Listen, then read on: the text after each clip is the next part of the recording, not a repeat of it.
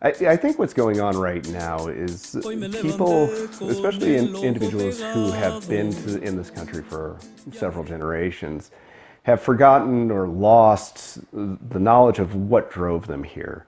The other side immigrated from Mexico around 1920, actually a little bit before, during the Revolution. My grandfather, his grandmother told the family essentially, okay, after losing several individuals in the family, it's time to go. And they moved here to flee violence, to flee for a better life. The question gets brought up, what do we, especially within the Latter-day Saint community, do about individuals who are undocumented, so-called illegals? Now, as an attorney, I can talk about how this term doesn't mean what most people think it means, but I'm going to forbear on that. I think there's a broader spiritual question that needs to be answered.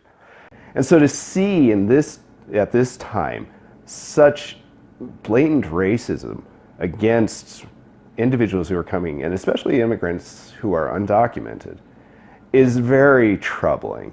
And to see it within the context of religious communities, within the Christian community and the Latter-day Saint community specifically, is very problematic in my mind. The important thing is, how am I, as an individual, treating this person? Be they undocumented or not. Is it Christ-like for me to report them to ICE? No.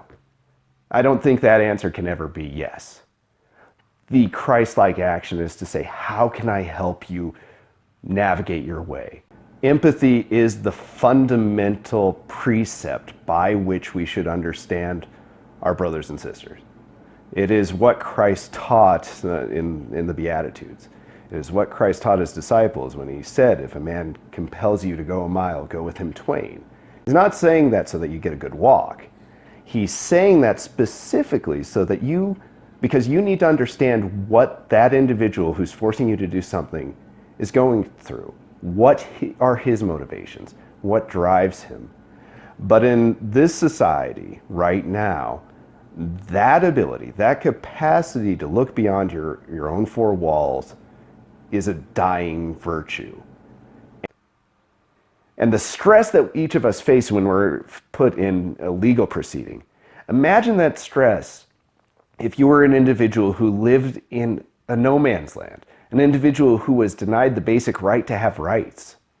And that's really what we're talking about with the undocumented community. Individuals who can't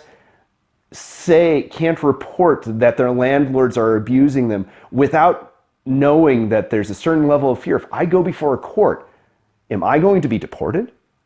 An individual who is raped and says, can I go to the police without the fear of being deported? That fear is paralyzing. And it is a fear that can destroy souls. We as people of faith should not embrace policies and should not embrace actions that have such damning and damaging effects on our brothers and sisters. How do you justify deporting the caregivers, the providers of a family, and leaving the children without any means? How do you justify sending a child back to an unknown country, a country in which they have no ties anymore, or never did because they were so young when they came here? How do you justify splitting a child who, by virtue of being born 3 weeks after a family arrived in this country, keeping them here while sending their sibling who's 12 months older back to Mexico or to El Salvador or to Honduras? You can't justify that. In the end, in the postmodern version of this, in the religious version of this, when nations cease and Christ reigns supreme, those artificial boundaries that we've painted on the landscape of this earth mean nothing.